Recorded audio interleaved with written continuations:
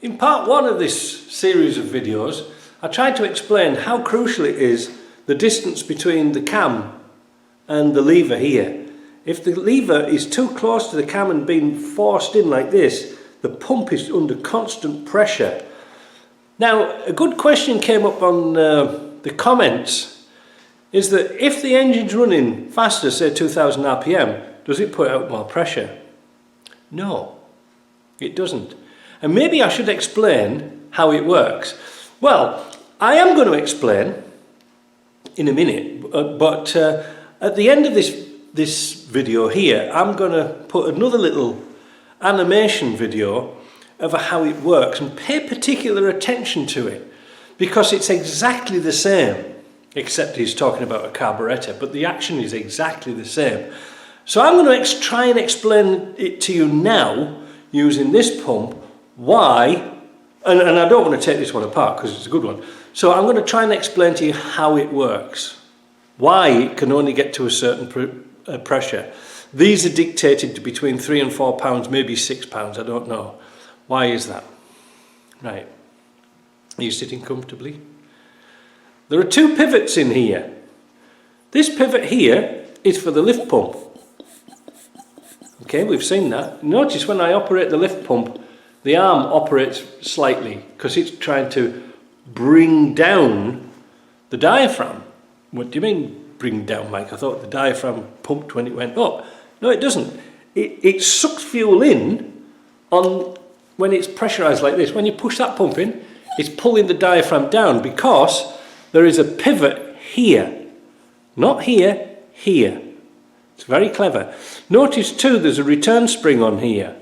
This is crucial because when pressure is applied here through this pivot, this arm comes down, pulling a shaft which pulls the diaphragm down.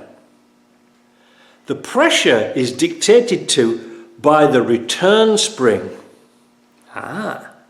So when we had the pressure gauge on, coming out of here, when pressure was at its maximum and the fuel couldn't go any further, the diaphragm won't move.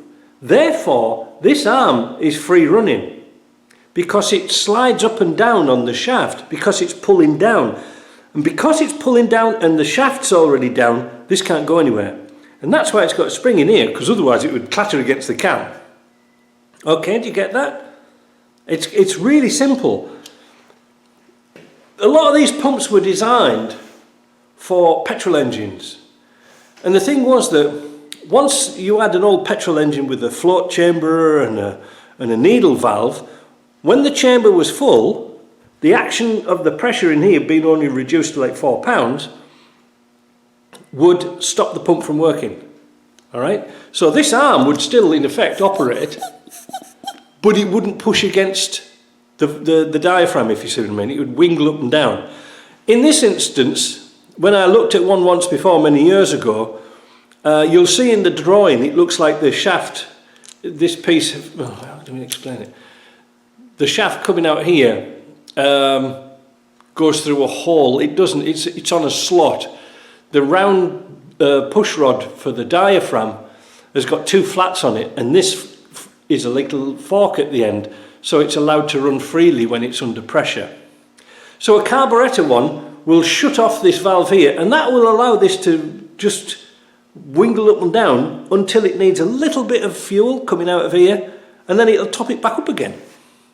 So no matter what speed this goes at, you won't get more than 4 pounds because of the diaphragm. Now, what the interesting point about this is, you'd think, oh well, why do the pumps break? Because the bloody things are running all the time.